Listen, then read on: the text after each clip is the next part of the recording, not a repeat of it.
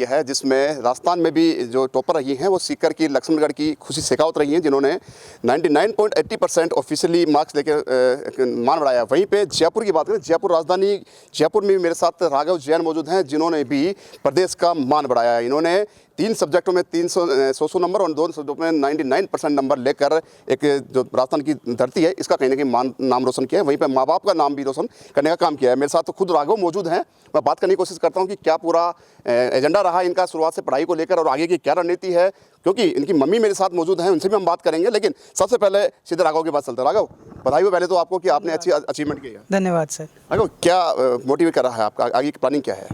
Sir मेरे को एक चीज़ ही मोटिवेट करती थी कि पढ़ाई बहुत अच्छी से करनी है हमको, और पढ़ाई बहुत मेरे को अच्छी लगती थी, इसलिए मैं करता था और मेरे को उसमें आनंद आता था। और मेरे परिवार ने भी मेरा बहुत साथ दिया पढ़ाई में, और पूरे मेरी 12 साल की जर्नी है पूरे स्कूल के। जैसे कि पता चला है हमको कि आप आगे क्लैट का एग्ज़ाम फाइट करेंगे और तमाम जो आपके माता पिता हैं वो चार्टर्ड अकाउंटेंट हैं, और हाल फिलहाल आपकी जो स्थिति है वो एक चरम पे है, या यूँ कहें कि आपने अच्छा टॉप किया है, तो अब क्या कैसा फील कैसे महसूस कर रहे हो अंदर से? सर एक सेंस ऑफ रिलीफ है, और अच्छा लग रहा है कि पूरी मेहनत काम आई हमारी, और अच्छा स्कोर हुआ, और क्लैट में भी अच्छा होपफुली हो जाएगा, और एक आगे बढ़ने की भी चाह है।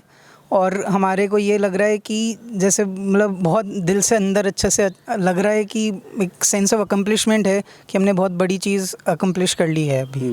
राघव, क्या कितना सहयोग माता पिता का रहा है, साथ में माता पिता के साथ में और ऐसी कोई चीज़ें जिन्होंने आपको दबाव बनाया हो, जिसके सहारे से आप इस मुकाम तक पहुँचे हों?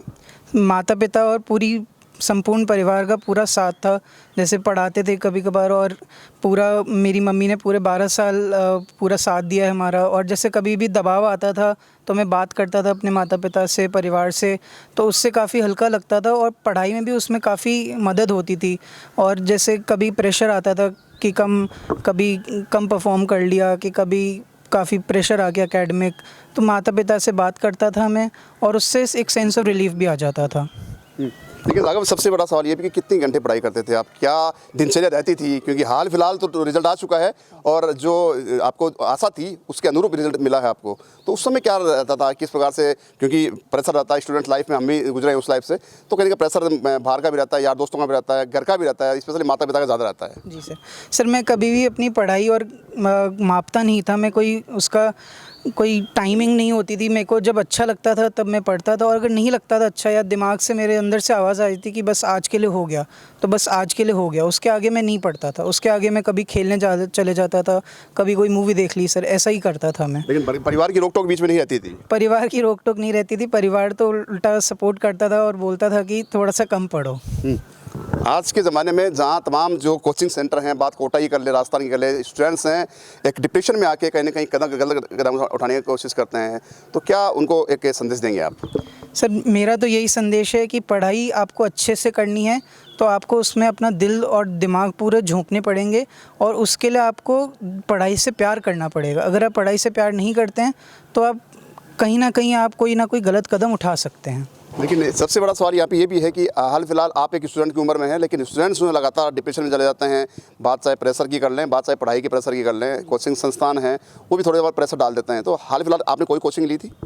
मैंने सर मैथ्स के लिए वैसे एक ट्यूशन लिया था, और मेरे स्कूल का काफ़ी साथ था मेरे को, सारे टीचर्स मेरे डाउट सॉल्व करते थे, और मेरी बहुत मतलब हेल्प करते थे हर चीज़ में। जैसे कि अगर कोई डाउट हो गया, या मेरे को अगर कोई लो लग रहा है किसी सब्जेक्ट में किसी टाइम पे, तो मैं उनसे बात करता था। पेरेंट्स से तो करता ही करता था, लेकिन जैसे स्कूल से भी कोऑर्डिनेशन और हेल्प बहुत मिली थी मेरे को सर। और डिप्रेशन की जहाँ तक बात है, तो डिप्रेशन का कारण हमें ढूंढना है, बच्चों को ढूंढना है अपने आप, और वो खुद उसे एड्रेस करें, अपने माता पिता से, अपने टीचर से, अपने मेंटोर से बात करें, तभी वो उस डिप्रेशन से बाहर निकल सकते हैं। सर क्या आगे की रणनीति है कि अब आगे कहाँ तक जारी है पढ़ाई, कहाँ तक क्या मुकाम हासिल करना है आपको? सर मुकाम तो ये हासिल करना है कि सुप्रीम कोर्ट में एक बहुत अच्छा सा लॉयर बनना है मुझे, और अभी मेरा आगे लॉ करने का मानस है पूरा, और होपफुली मेरा हो जाए। तो लगता है कि आप आगे जैसे इसको क्रैक किया तो आगे भी क्रैक कर पाएंगे आप?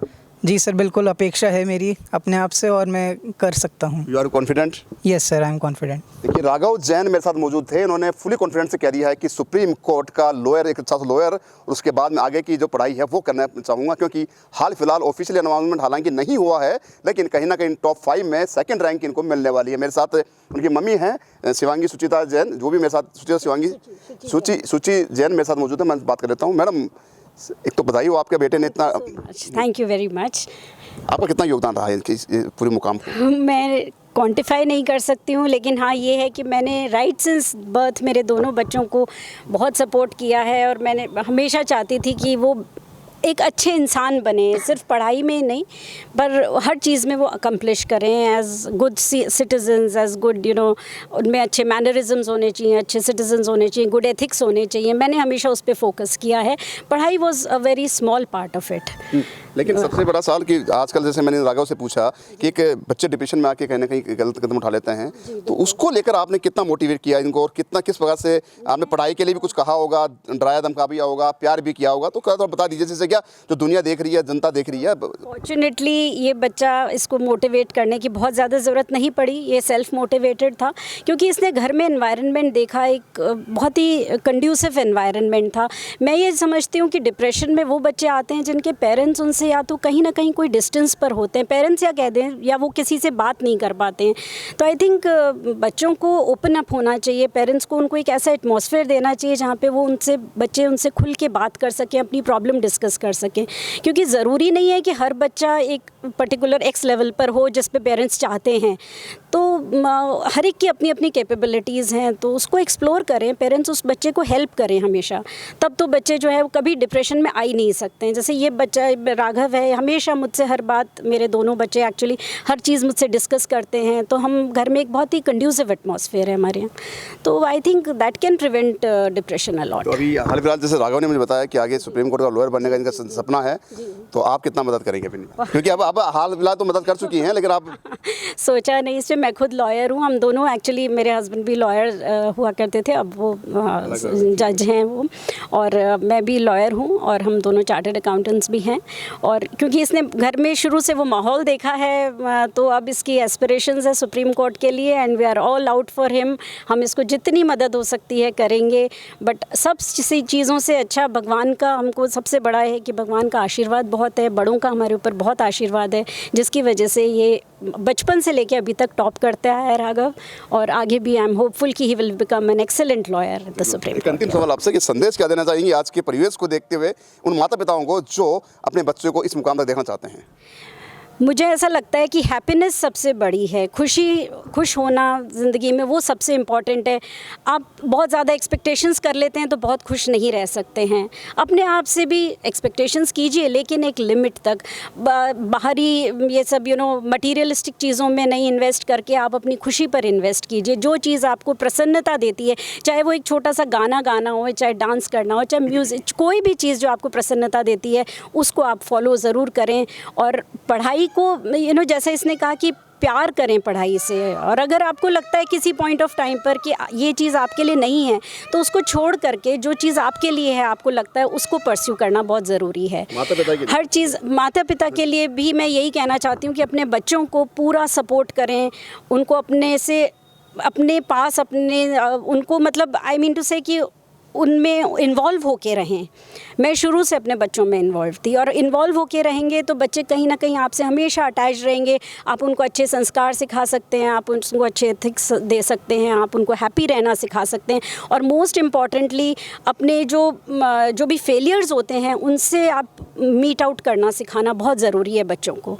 आज के ज़माने में बच्चे अपने फेलियर्स को एक्सेप्ट नहीं करते हैं बहुत easily, they get very depressed, उनको परेशानी होने लगती है, एक नंबर कम आ जाता है उसमें परेशानी होती है। हमने हमेशा बच्चों को यही बोला है कि कोई बात नहीं, कम आ गए, take a lesson from it, क्या गलती की थी उसको सुधारना, अगली बार सुधारेंगे, कोई दिक्कत नहीं है।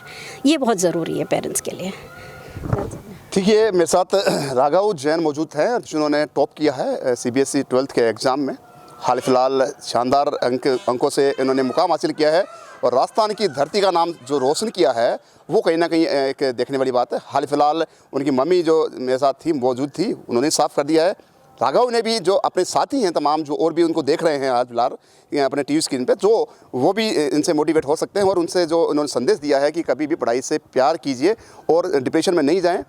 कभी गाना सुनने की इच्छा है तो गाना गुनगुनाएं भी और सुने भी, तब जाके कहीं ना कहीं आपका दिल खुलेगा और आगे पढ़ाई में मन लगा रहेगा। वहीं पे उनकी मम्मी ने भी, तमाम जो पेरेंट्स हैं जो अपने बच्चों को एक दबाव बनाते हैं, पढ़ाई के नाम पे दबाव बनाते हैं, उनको भी साफ साफ संदेश दिया है कि बच्चों से दोस्ताना व्यवहार करें और व्यवहार रखते हुए उनसे हर चीज़ पे मौजू पे बात करें, जिससे कि बच्चे का दिल खुले और आपसे वो हर बात शेयर कर सके और डिप्रेशन में नहीं जाए। ऐसे में तमाम जो राजस्थान में जो नई नई घटनाएं होती हैं छात्रों के साथ, वो उनमें कहीं ना कहीं लगाम लग पाएगा। अब देखने वाली बात ये होगी कि आम जनता या स्टूडेंट्स जो भी इस कैमरे के सामने जो देख रहे हैं टीवी स्क्रीन पे, वो कहाँ तक इनकी बातों को लेते हैं। सो कैमरा पर्सन मोहित के साथ संदीप अग्रवाल, NSC 9 न्यूज़, जयपुर।